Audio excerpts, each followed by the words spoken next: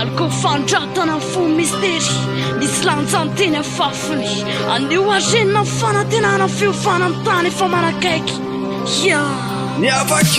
kisondroso miadana loatra ny firodoroto famidra tsy afa manoatra ny tsy afa mitrotra fa sasa miandry ny avokony apitsy nefa mbola miandry ny alokony dizy fitery mbola miandry fetra sy mihoatra so mety ampitrotra ny akolafiny ately ny anjomarany anjara fahasambarana sisanetiny satarana ny fitsarana raha hoe tsy sana fandarana raha tsy maintsy hipahana fanaparana fa miafina loatra ny fahafana mandrito loatra ny fanapahana nefa magidiny akoatrany nefa miaina ty mbola baraiko misampana tseransaina dia indro akepiko mazoko afako amantatra ibanjona ny zeretrarehetra sy takatry ny seko zay mbola tiaraky ny haiko mbola antenako fahazavana ny lalaka isorana na dia miandry toloran'ilay fahafana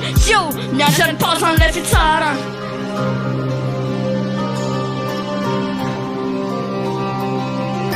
aleo andreo tsy mafantatra fantantara mitoky sasatra iaretana na ny lafy ratiny sy lafy tsarany samy inona rivomonana ny ambarany ambara-pahafantarany za mety ho fitsarany justerony lanjany aleo andreo tsy mafantatra fantantara mitoky sasatra iaretana na ny lafy ratiny sy lafy tsarany samy inona rivomonana ny ambarany ambara-pahafantarany zay mety ho fitsarany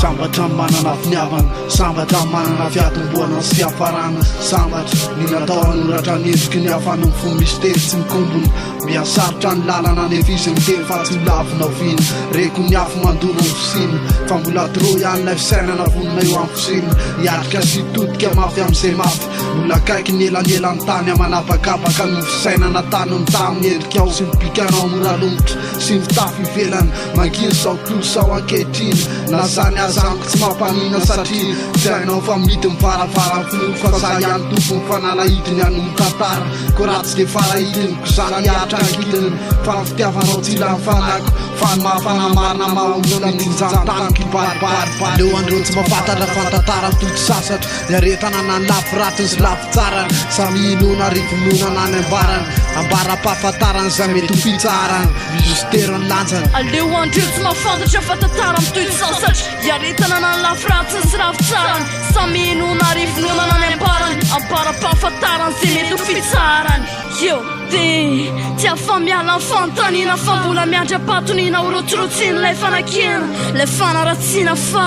tsisy akoatry ny eritreritry ihany ny afaka anambara fisika eto tany ny afahizarany anjarako mamide no tsona ho tsy mahay makato na tsona ho tsatana farany satria ampanota dia tsy mananjo iantso ny anarandra tsy olombelom-panahony satria tsy mahay andiny tsy atoko ambaiboly dia hoe tsinitsinina fa atokony devoly